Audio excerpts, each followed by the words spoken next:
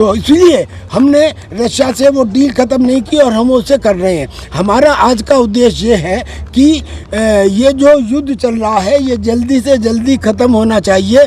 Supply chain, जो global supply chain है वो रेस्टोर होनी चाहिए। और तीसरी बात, रशिया के ऊपर जो अनावश्यक सैंक्शंस लगाई गई हैं वो ख़त्म होनी चाहिए। यानी कि 3 उद्देश्य, रशिया पे सैंक्शंस डाइल्यूट हो या ख़त्म हो, सप्लाई चेन बहाल हो और जो युद्ध है ये युद्ध ख़त्म हो, ये है। अब कुछ ऐसा हुआ कि जो हमने ये सोचा आज से करीब 10 या 12 दिन पहले, तब कल शाम एक बड़ी अच्छी खबर आई कि यूनाइटेड नेशंस ने 5 वीटो पावर के साथ मिलकर सर्वसम्मति से एक प्रस्ताव पास कर दिया और उन्होंने कह दिया कि रशिया और यूक्रेन का युद्ध नहीं था, ये कोई इन्वेशन भी नहीं था। उन्होंने कहा कि ये तो एक विवाद था या डिस्प्यूट था। डिस्प्यूट कहने से अब मैं समझता हूँ कि यूक्रेन के प्रेसिडेंट जेलेंस्की के टाके ढीले हो गए होंगे और सिचुएशन है कि बहुत जल्दी एक शांति का प्रस्ताव आगे आ जाए। जय हिंद। हाँ जी। दिन प्रतिदिन जहाँ पर हथियारों की संख्या बढ़ रही है, तनावपूर्ण जो है वातावरण बन रहा है, दिन प्रतिदिन युद्ध हो रहे हैं, ऐसे में वैश्विक शांति किस प्रकार से संभव है? वैश्विक शांति संभव है डेटरेंस से। जो ब्रह्मास्त्र होते हैं वो चलाए नहीं जाते, वो दिखाए जाते हैं। जो ये न्यूक्लियर पावर्स हैं, एक ज़माना था 1945 में जब अमेरिका ने जापान के हिरोशिमा और नागासाकी में बम डाला, लेकिन उस समय किसी और के पास कोई न्यूक्लियर बम था ही नहीं।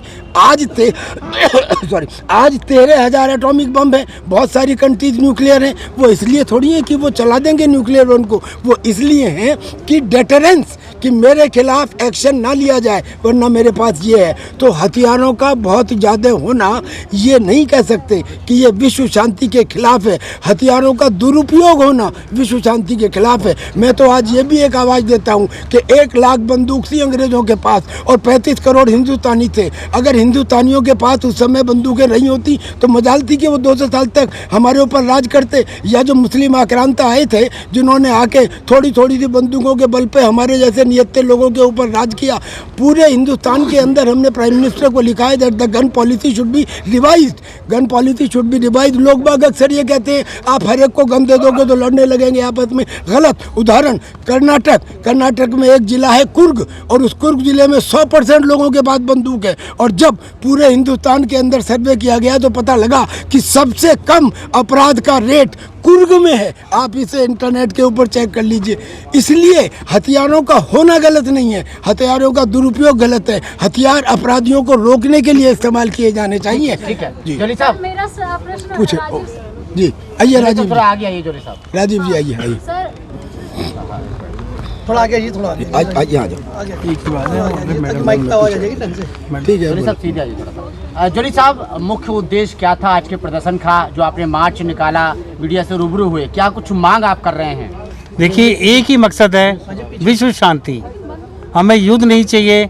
हमारे जो बुद्ध के सिद्धांत है उसी पे हमको पूरे विश्व को शांति चाहिए। उसी के लिए आज हमने शांति मार्च की माननीय पूर्णिमा जी की अध्यक्षता में और कर्नल साहब की देखरेख में हमारे मार्गदर्शक मकसद सिर्फ एक ही कि शांति चाहिए। अगर आज 2 महीने युद्ध को चलते हुए हो गए, आज नहीं तो 4 दिन बाद, 10 दिन बाद, 15 दिन बाद शांत तो होगा, मगर ये 2 महीने का समय क्यों?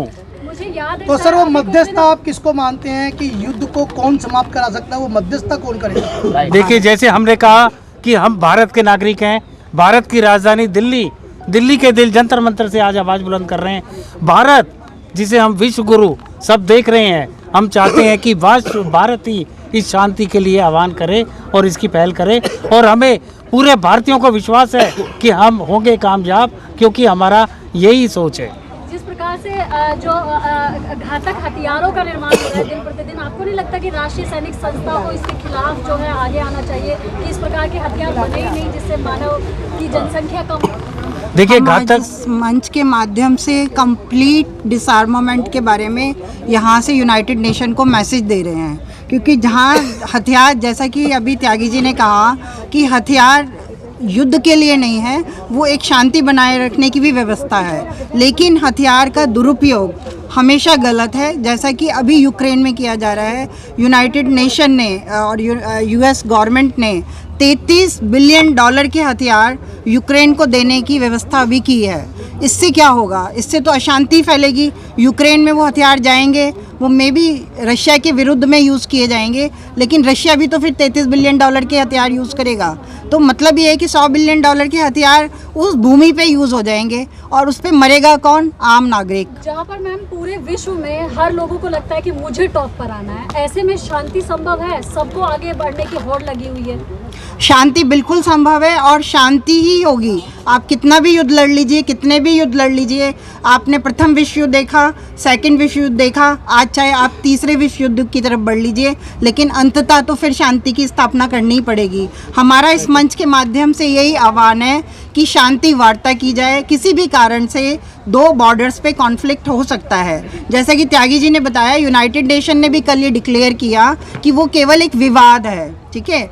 और रशिया की जो मिलिट्री है और डिफेंस मिनिस्ट्री है, मिनिस्ट्री ऑफ एक्सटर्नल अफेयर है, वो लगातार ये कहते आए हैं कि ये मिलिट्री ऑपरेशन था आतंकवाद को डॉनबास में ख़त्म करने के लिए। लेकिन किस तरह से ये एक माध्यम बन गया न्यूज़ का कि उसे युद्ध युद्ध युद्ध कहा गया।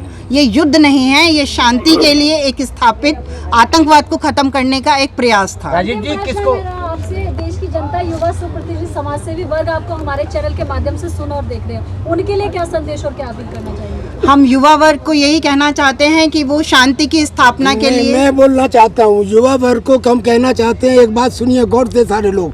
ये जो दया, करुणा, क्षमा, शांति, अतिथि सत्कार, सहनशीलता, ये बहुत अच्छी बातें हैं, हमारे पुरखों ने हमें सिखाई।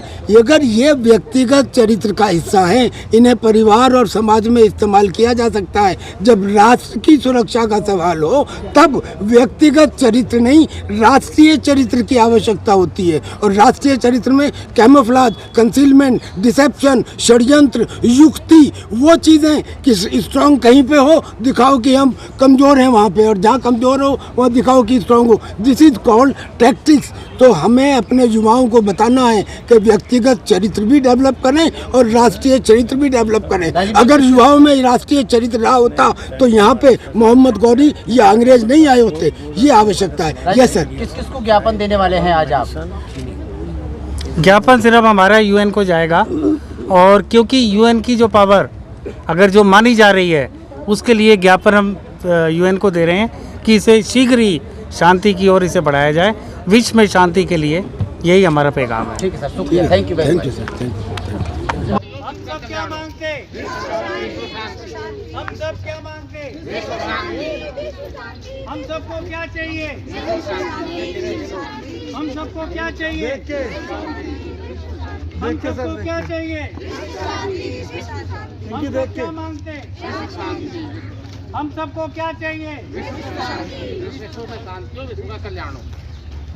विश्व में शांति हो, विश्व का कल्याण हो। विश्व में शांति हो, विश्व का कल्याण हो। विश्व में शांति हो, विश्व का कल्याण हो, विश्व में शांति हो, विश्व का कल्याण हो, विश्व में शांति हो, विश्व का कल्याण हो, विश्व में थोड़ा सी नीचे करो, विश्व का कल्याण हो, विश्व में शांति हो, विश्व का कल्याण हो, विश्व में शांति हो, विश्व का कल्याण हो, विश्व में शांति हो, विश्व का कल्याण हो, विश्व में शांति हो, विश्व का कल्याण हो, विश्व में शांति हो, विश्व का कल्याण हो, विश्व में शांति हो, विश्व का कल्याण हो, विश्व में शांति हो, विश्व का कल्याण हो, विश्व में शांति हो।